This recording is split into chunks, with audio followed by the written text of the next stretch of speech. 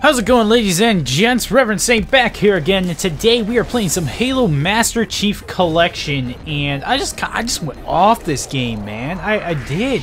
I don't know what it is, man. I've just been doing really good in Halo, and the reason why I went back to Halo actually is because they showed a lot of Halo 5 gameplay at E3, and it got me really excited because obviously I love Halo, but it's really it's like the roots. It's kind of where I started multiplayer gaming. Really was on Halo, and it was just like it was the reason why I got an Xbox in the first place, and it just kind of went from there. So I'm really excited about this one. They announced a new mode and stuff like that, but we're gonna get into that. Let me talk about this gameplay real quick here.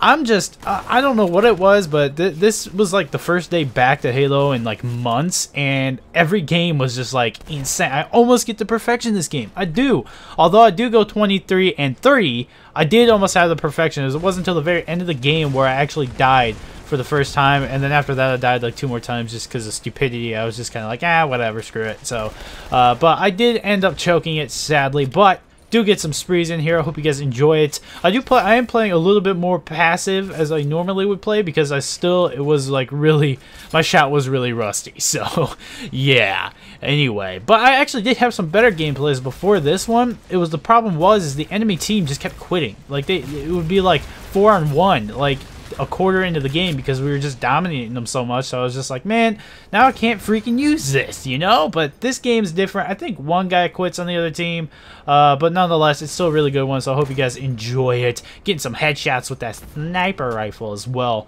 But anyway, moving in, I do want to talk a little bit about where the Master Chief Collection's at right now, because everyone knows it had that terrible launch where it was like impossible to find matches. It just was. Like, it took 20-30 minutes to find a match on so-called dedicated servers, and it was just like unplayable. Like you wanted to play it so bad, but you couldn't because you had to wait so long. So you just ended up going to play a different game or whatever after you get into one match of Halo, after waiting like an hour to play it, and then you get out of it, or people would quit anyway because they got mad or something, and it would be like pointless. So it was so painful. And now it's a lot better now. It doesn't take nearly as long. It's still a little lengthy.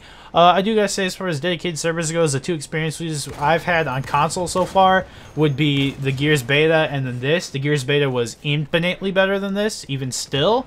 But this is no longer unbearable. It is definitely playable. I am enjoying it a lot. So if you guys have been waiting on that, or you haven't played in a while and you weren't sure and you wanted to, and you weren't sure if matchmaking is working yet or working well enough, it is. So you can definitely play it again. So it's a lot better now, but I highly doubt Halo 5 is going to have a start that bad. So don't count on it starting that bad. I mean, the beta itself, the Halo 5 beta, which I have gameplay up on the channel as well if you guys want to go see that. It was just regular multiplayer, or arena as they call it now, gameplay. It wasn't this new game mode we're going to talk about. But you can definitely go check that out, and that was just way better than Master Chief Collection was by itself anyway. So I can bet money that the release is going to be a lot better for Halo 5 than Master Chief Collection. So moving on. First thing they showed was the Halo 5 gameplay. It was actually at the very beginning of the Microsoft press conference. They showed the Halo 5 campaign gameplay. It was that section of the game that everyone always makes, that's like just like high intensity and stuff, and they make it pretty much literally for E3. Just to show you guys, you know, this part of the game, so you can be like, oh yeah, man, hype, man, yeah, oh, I can't wait, you know, and even though it's getting a little bit redundant with all these games nowadays. But that was the first thing to show it, and obviously, you know, anyone who knows the story of Halo knows it's great, and you're really excited about it to find out what happens. But I mean, I just wanted to touch on that. It looks amazing graphically. It's crazy. I actually really like the art style that they're going with it. It's almost slightly cell shaded, it feels like. That's kind of what it looks like if you guys have seen it, but it's really nice. Like, I don't know, I like it a lot. So I'm really excited to get into that. I will obviously do that first. I mean, when it comes to Halo, you got to play the campaign pretty much right away. I mean, you can go into multiplayer, but myself, I'm like, if it's Halo, I gotta play the campaign first. So that's what I'm going to be doing for sure. But one thing that might be hard to wait to do until after I finish the campaign is this new game mode called Warzone. It's interesting. I gotta say, I cannot wait to play it. Can't wait to get my hands on it, because it's new. It's not, well, I mean, it's been done before in other games or similar style before, but nothing quite like this. This is almost kind of like, let's take some really popular multiplayer games of the past year and just put a bunch of things together in it and just see how it goes, you know? So there's definitely some Titanfall aspects in there. There's even some Destiny aspects are in there as well. Just ever so slightly just sprinkled in there. I mean, 343 obviously takes a lot of inspiration from Bungie, because they did take over their big series. You know, they took over Halo, so they have to obviously, you gotta assume there's some inspiration going on there, even when Bungie comes out with their new name. So there's some symbols in this game mode that are like, hey, that kind of looks like a Destiny symbol. So I mean, but it's not a big deal. It's just like, oh, hey, that's kind of cool how they resemble each other. But that's as far as the extent goes. So basically, what this game mode is it's gigantic. It's like big team. If you guys ever played Halo, big team battle +4 on each team. It's 12v12. 12v12 on an enormous map, 4 times the size of any regular multiplayer arena map. So it's gigantic, and they look amazing. This one that they've showed is just, it's beautiful. Like, there's different, almost kind of different environments. It's surrounded by this entire wall of water that's just rushing. Like, there's some spouts that are just like rushing the water into this entire habitat. It's really freaking sweet looking, and it's just a bunch of bases just kind of sprinkled out. And basically what happens is 12v12 with a bunch of NPC enemies, and you guys just go head to head for battle for these bases. And basically the scoring and how that works is you kill enemy Marines, like red Marines, and then there's blue Marines, and I don't know if there's going to be any other colored teams. Who knows? You never know.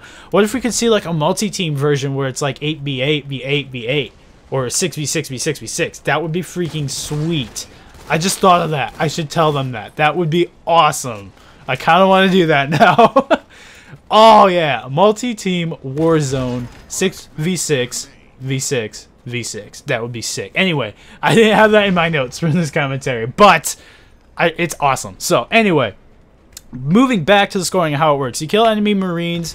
You also have these, and obviously enemy players as well. And then you also have these primarily NPC control. Actually, they are all NPC controlled factions. You have the Covenant, their control bases, and then you have Prometheans, which control bases. And you go in, you take the bases over from them as well. And also there are random kind of NPC bosses that'll come in, like a random Promethean boss or a random Covenant boss, and you kill them. They're harder to kill, but they're worth like 200 points. So they're worth a ton of points, so you kind of want to prioritize them if they show up. And basically what happens is it's the first team to get 1,000 points wins, or if you capture all of the bases and the enemy team doesn't have any, then you can go in and destroy their power core and win the game that way. The game also has some what's called requisition levels, or REQ levels. They call them rec levels. And basically it's kind of like a CSGO type system where you had money and you buy guns, and it's kind of like that, except you buy guns and you also buy vehicles. And there's also different tiers of weapons as well. There's tier 1, tier 2, tier 3, I think. And then there's a legendary tier, which the weapon is based off of a campaign character's weapon. So they call it the legendary weapon, and it looks all cool and stuff like that. So I'm really excited about that. And obviously the weapons are a little bit better each tier as it goes. So and I'm just, it just sounds awesome. Sounds like a ton of fun. I can't wait to. It's obviously not going to be like an esports thing, but I cannot wait to try it. But that's pretty much the video, guys. I ended perfectly. I thought I was going to have to cut this up, but nope. 23-3. Hope you guys enjoyed that gameplay. Let me know what you guys think of Halo 5 Guardians in the comments down below, and I'll see you guys later. Peace.